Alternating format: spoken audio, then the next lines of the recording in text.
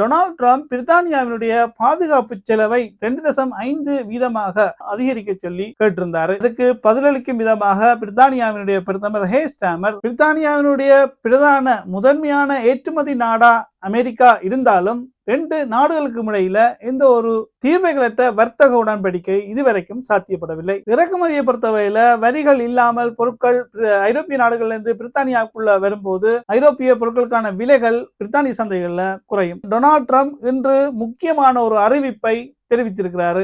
இனிமேல் அமெரிக்காவில் இருக்கின்ற எவரும் வருமான வரிகளை செலுத்த தேவையில்லை. இந்த பிரெக்சிட்டினுடைய ரெட் லைனை தாண்டாமல் பிரெக்சிட்டுக்கு எந்த ஒரு பாதிப்பும் இல்லாமல் எந்த ஒரு ஆக்கப்பூர்வமான செயல்களிலும் தாங்கள் ஈடுபட தற்போது பிரித்தானியாவை பின்கதவு வழியாக ஐரோப்பிய ஒன்றியத்துடன் இணைப்பதற்கான முயற்சிகள்ல லேபர் கவர்மெண்ட் ஈடுபடுவதாக குற்றம் சாட்டியுள்ளார். ஐரோப்பிய ஒன்றியத்துடன் சேர்ந்து செயற்படுவதற்கான முனைப்பை காட்டுவது தொடர்பிலான அறிவிப்பு எங்கள் மீது நாங்களே மண்ணை வாரி போடுகின்ற செயலாக இது இருக்கிறது. பிரித்தானியாவினுடைய பிரதமர் ஹேஸ்டாமர் மீளவும் பிரித்தானியாவை ஐரோப்பிய ஒன்றியத்துக்கு விற்பனை செய்ய போகிறாரு. பொருளாதாரம் என்கின்ற விடயத்தை தாண்டி அரசியல் ஆதாயம் தேடுவதாக பார்க்கப்படுது. பிரித்தானியாவை பொறுத்தமட்டில் குறிப்பா இப்ப ஆட்சியில் இருக்கிற லேபர் கவர்மெண்ட் அதனுடைய நிதியமைச்சர் சான்சலர் ரேச்சல் ரீட் தற்போது தேக்கத்தில் இருக்கிற பிரித்தானியாவினுடைய பொருளாதாரத்தை உயிர்ப்பிச்சு வளர்ச்சி பாதைக்கு எடுத்து செல்றதான் அவங்களுடைய மிக முக்கியமான முதன்மையான காரியமா இருக்கு. இதற்கான வழிகளை கண்டுபிடிக்கிறதுல நாளுக்கு நாள் கடுமையான பிரயத்தனத்தை எடுத்துக்கொண்டு வராங்கன்றத பார்க்கக்கூடிய இருக்கு. இன்றைக்கு கூட இந்த பென்ஷன் ஃபண்ட்ல இருக்கிற மேலதிகமான பணத்தை ஓய்வூதியத்தில் இருக்கிற மேலதிகமான பணத்தை முதலீடு செய்வதற்கான வாய்ப்புகள் இருக்குதா என்பது தொடர்பில் பிரித்தானியாவினுடைய தனியார் முதலாளிகளோட பேச்சுவார்த்தையில ஈடுபடுறாங்க. இதன் மூலம் பொருளாதாரத்தை மேலும் வளர்க்கலாம் என்பது எதிர்பார்ப்பு.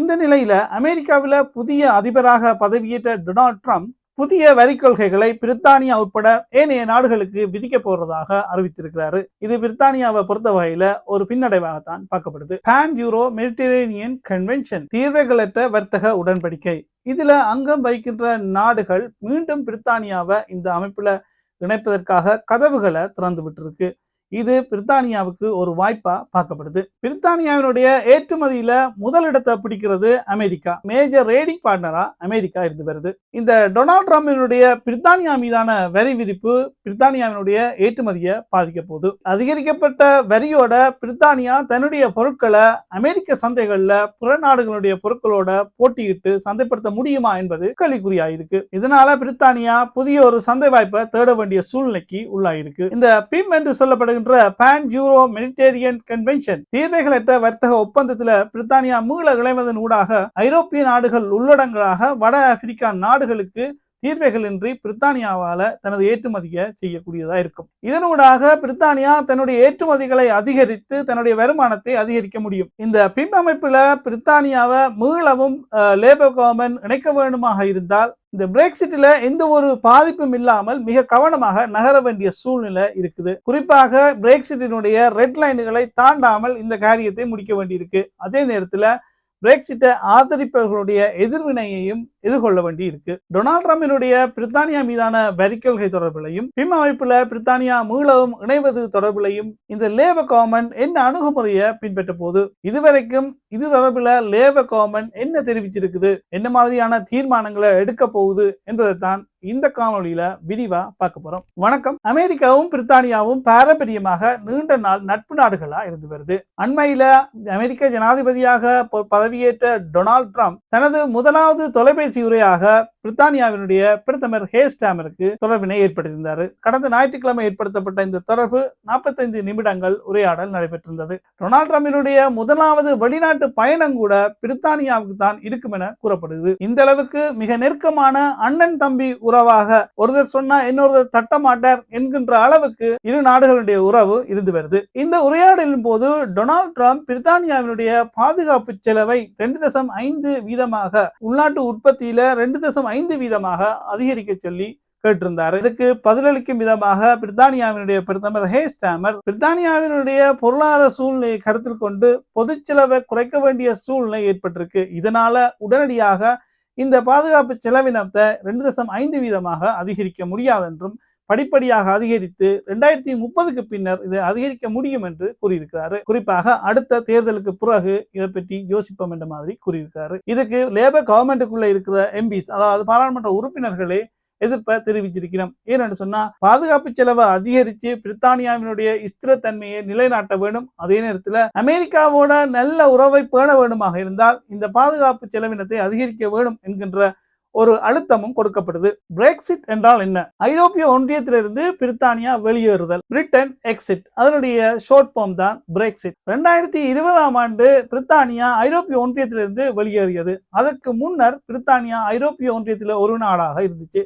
இதெல்லாம் மிக முக்கியமான 3 விடயங்கள்ல ஒத்து போயிருந்துச்சு. சிங்கிள் மார்க்கெட், ஒற்றை சந்தை, நாடுகளுக்கு இடையில எந்த ஒரு வரி கொள்கைகளும் இருக்காது. அதே போல கஸ்டம் யூனியன், அதாவது சுங்கம், பிரித்தானியாவுக்கும் ஐரோப்பிய நாடுகளுக்கும் இடையில பொருட்களை கொண்டு வரதுல எந்த ஒரு கஸ்டம் செக்கும், அதாவது சுங்க சோதனைகள் எதுவும் இருக்காது. ஐரோப்பிய ஒன்றியத்துல இல்லாத நாடுகளுக்கு பிரித்தானியா உட்பட ஐரோப்பிய ஒன்றியத்தில் இருக்கிற நாடுகள் எல்லாமே ஒரே மாதிரியான வரி கொள்கைகளை வச்சிருக்கும்.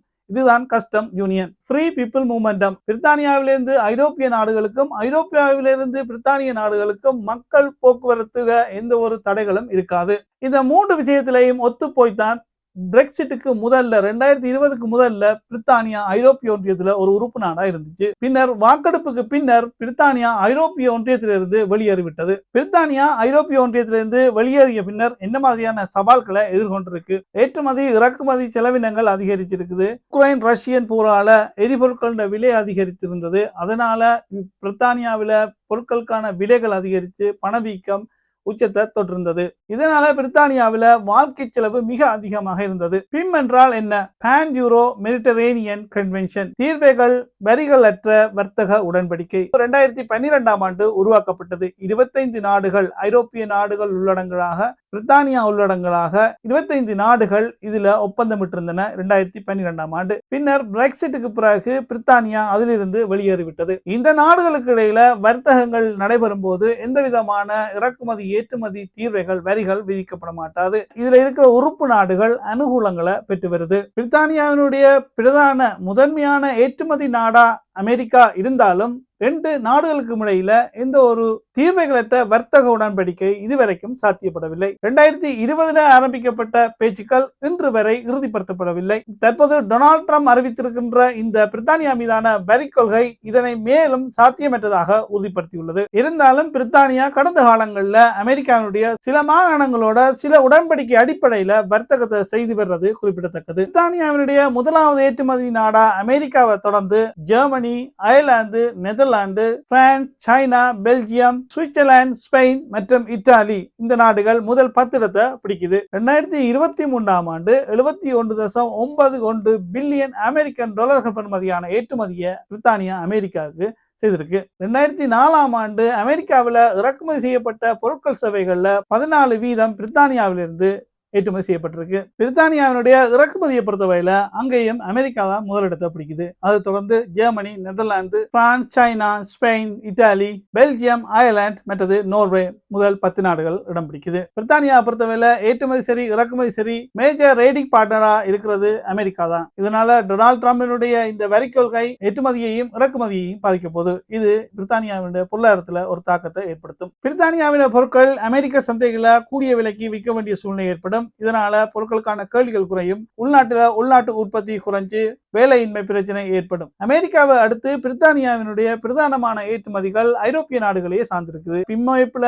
பிரித்தானியா சேர்வதனூடாக பிரித்தானியாவினுடைய பொருட்களை ஐரோப்பிய சந்தைகளில் சந்தைப்படுத்தக்கூடிய வாய்ப்பை ஏற்படும். இதனூடாக பிரித்தானியா தன்னுடைய ஏற்றுமதிகளை அதிகரிப்பதற்கான வாய்ப்பை ஏற்படுத்திக் கொள்ள முடியும். இதன் காரணமாக பிரித்தானியாவுடைய உள்நாட்டு உற்பத்தி GDP அதிகரித்து வேலையின்மை வீதம் குறையும். இறக்குமதியை பொறுத்தவரையில வரிகள் இல்லாமல் பொருட்கள் ஐரோப்பிய நாடுகளிலிருந்து பிரித்தானியாவுக்குள்ள வரும்போது ஐரோப்பிய பொருட்களுக்கான விலைகள் பிரித்தானிய சந்தைகள்ல குறையும். இது பணவீக்கத்தில் ஒரு சாதகமான தாக்கத்தை ஏற்படுத்தும். பிரித்தானியா மீதான டொனால்ட் ட்ரம்பினுடைய வரி விதிப்பை எவ்வாறு லேபர் கவர்மெண்ட் கையாள போகிறது? டொனால்ட் ட்ரம்புடன் ஒரு ஒப்பந்தத்தை மேற்கொள்வதற்கான திட்டத்தோடு தான் இருப்பதாக லேபர் கவர்மெண்டினுடைய நிதி அமைச்சர் சான்சலர் ரேச்சல் ரீவ்ஸ் தெரிவிச்சிருக்கிறாரு. பிரித்தானியாவை பொறுத்தவரையில குறிப்பிட்ட அளவான சிறிய அளவிலான ஏற்றுமதிகளையே அமெரிக்காவுக்கு செய்து வருது. அதனால அமெரிக்கா பிரித்தானியாவோட ஒரு ஒப்பந்தத்தை செய்து கொள்வது அவர்களுடைய வரி கொள்கையில பெரிய தாக்கத்தை ஏற்படுத்தாது என்று மேலும் தெரிவித்துள்ளார். அமெரிக்க ஜனாதிபதி டொனால்ட் ட்ரம்ப் இந்த வரிகளை புற நாடுகள் மீது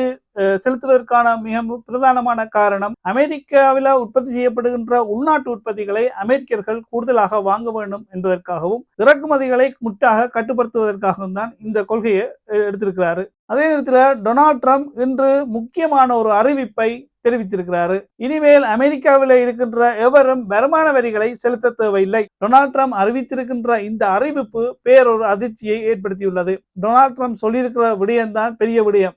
என்னவென்று சொன்னால், இந்த வருமான வரியிலிருந்து கிடைக்கின்ற வருமானத்தை தான் அமெரிக்காவுக்கு இறக்குமதி செய்யப்படுகின்ற பொருட்கள் மீது வரிகளை ஏற்படுத்தி அதிலிருந்து வருமானத்தை பெற்றுக் கொள்வதாக கூறியுள்ளார். அதே நேரத்தில் வருமானங்களை கூடுதலாக உழைப்பவர்கள் வருமானங்களை செலுத்துவதற்கு பதிலாக அமெரிக்காவில் உற்பத்தி செய்யப்படுகின்ற பொருட்கள் மீது செலவிட வேண்டும் என்கின்ற ஒரு கோரிக்கையை விட்டிருக்கிறார். இந்த நிலையில பிரித்தானியாவோட ஒரு வரி தொடர்பிலான ஒரு ஒப்பந்தத்தை ஏற்படுத்துவதற்கான வாய்ப்பு இல்லை என்றே பார்க்கக்கூடியதா இருக்கு. பிம் அமைப்புடன் பிரித்தானியா மீள இணைவது தொடர்பில் தாங்கள் மகிழ்ச்சியாக ஆராய்ந்து வருவதாக கடந்த ஞாயிற்றுக்கிழமை நடந்த தொலைக்காட்சி உரையாடலின் போது பிரித்தானியாவினுடைய நிதியமைச்சர் சான்சலர் ரேச்சல் ரீவ்ஸ் தெரிவித்துள்ளார். பிரசிடென்ட் டொனால்ட் ட்ரம்பினுடைய தொலைபேசி உரையாடலுக்கு பின்னர் 24 மணித்தியாலங்களுக்குள்ள ஐரோப்பிய ஒன்றியத்துடன் சேர்ந்து செயற்படுவதற்கான முனைப்பை காட்டுவது தொடர்பிலான அறிவிப்பு எங்கள் மீது நாங்களே மண்ணை வாரி போடுகின்ற செயலாக இது இருக்கிறது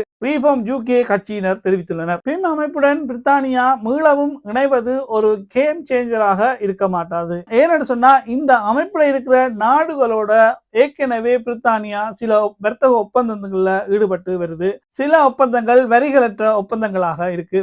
இதனால மீளவும் பிம் அமைப்புல பிரித்தானியா இணைவதன் ஊடாக பெரிய ஒரு மாற்றத்தை ஏற்படுத்த முடியாது என்கின்ற கருத்தும் முன்வைக்கப்படுது. பிரித்தானியா மீளவும் பிம் அமைப்புல இணைவதனூடாக சில நன்மைகளை பெற்றுக் கொள்ளலாம் எனவும், பிரெக்சிட்டினுடைய ரெட் லைனை தாண்டுவதாக இருக்காது எனவும், பிரெக்சிட்டினுடைய அடிப்படை கொள்கைகளை மீறுவதாக இருக்காது எனவும் கடந்த அரசாங்கத்தில் இருந்த சில அமைச்சர்களும் தெரிவித்திருக்கிறார்கள். பிரித்தானியா மீளவும் பிம் அமைப்புல இணைவது தொடர்பில் பிரித்தானியாவினுடைய லேபர் கவர்மெண்ட் ஆராய்ந்து வருகின்ற விவகாரம் பிரெக்சிட்டினுடைய ஆதரவாளர்களால ஒரு விமர்சனத்துக்கு உள்ளாயிருக்கு, எதிர்ப்புக்கு உள்ளாயிருக்கு. பிரித்தானியாவினுடைய பிரதமர் ஹேஸ்டாமர் மீளவும் பிரித்தானியாவை ஐரோப்பிய ஒன்றியத்துக்கு விற்பனை செய்ய போகிறாரு. இந்த செயற்பாடு பிரெக்சிட்டினுடைய அடிப்படை கொள்கைகளை உடைப்பதாகவும் பிரெக்சிட்டினுடைய ரெட் லைனை தாண்டுவதாகவும் விமர்சனங்கள் முன்வைக்கப்படுது. இந்த விடயம் தொடர்பில் கூடப்படுகின்ற விமர்சனங்கள் பொருளாதாரம் என்கின்ற விடயத்தை தாண்டி அரசியல் ஆதாயம் தேடுவதாக பார்க்கப்படுது. அமெரிக்க ஜனாதிபதி டொனால்ட் ட்ரம்பினுடைய பிரித்தானியா மீதான வரிச்சுமை மற்றும் பிரித்தானியா மீளவும் பிம் அமைப்புல சேர்வது தொடர்பிலான உங்களுடைய கருத்துக்களை பதிவிடுங்கள். மீண்டும் ஒரு காணொளியில் சந்திக்கின்றேன். நன்றி, வணக்கம். உங்கள் லண்டன் தமிழ் மகன்.